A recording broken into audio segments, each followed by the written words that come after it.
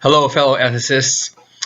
Several of you have said that it's a little bit of a challenge to do the paper on postmodern and non-Western ethical traditions, and you're looking for some ideas about how to approach this. So one example would be to consider Emmanuel Levinas, a postmodern ethicist, and you could start off with giving some biographical information about Levinas, put him in his historical context. You might want to mention that he was in a German prison camp for a while, and that's part of his history. Talk about some of his main ideas, the main way that he looks at ethics. And for Levinas, ethics is a pre-rational event. Our connection with other people is what evokes our concern and our care. So for Levinas, ethics is not something solitary. It's not something that we do ahead of time in our heads. It's out of the relationship that we have with the other. For Levinas, when we see the face, when we see the other person as a human being, as someone who, like us, has needs and wants and desires and volition, that it evokes a response of care and concern for us. So our relationship with others is what evokes the ethics, is what evokes the ability to care for others. And it's not a rational decision. It's not something that we figure out ahead of time. It's a response to experiencing the face of the other person. So that's Levinas, and you could contrast Levinas with somebody like Immanuel Kant. As you know, Kant was somebody who felt that ethics was based on reason and reason alone. And he came up with the idea of the categorical imperative, that one should act so that one's action, so that the maxim that governs one's action could be universalized to apply to everybody else in the same way that it applies to you.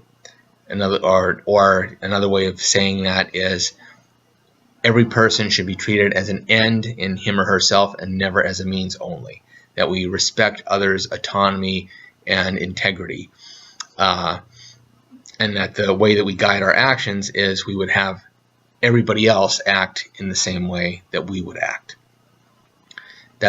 So you could contrast Levinas's kind of pre-rational or non-rational way of evoking care and Kant's very rational, very reasonable set of principle of the categorical imperative.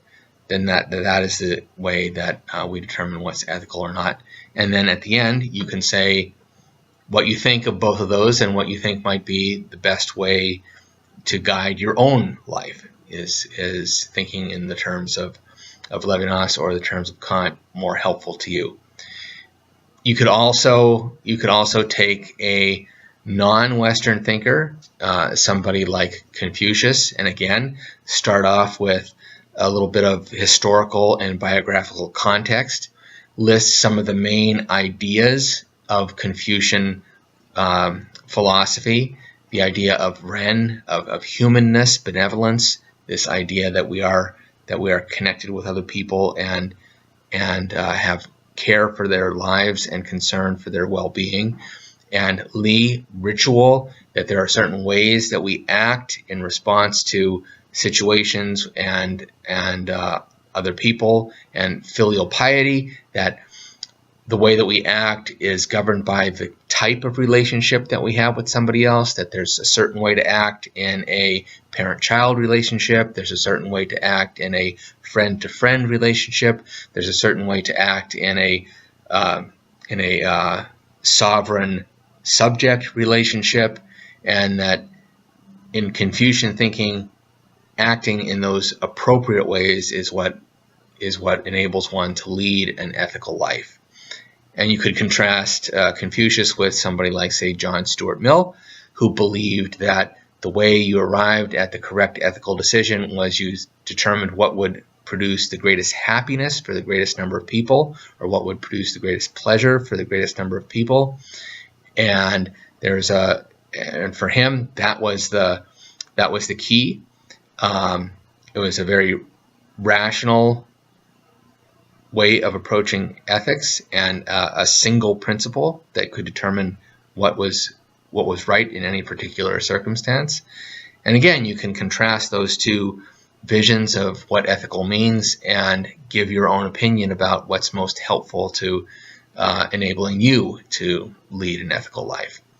So those are I hope that helps. I hope those are some thoughts that might spur your own thoughts. Of course, you don't need to use those particular examples. You can talk about Taoism. You could talk about Peter Singer. Any of the ethicists that that you feel you have a connection with or you feel are particularly helpful.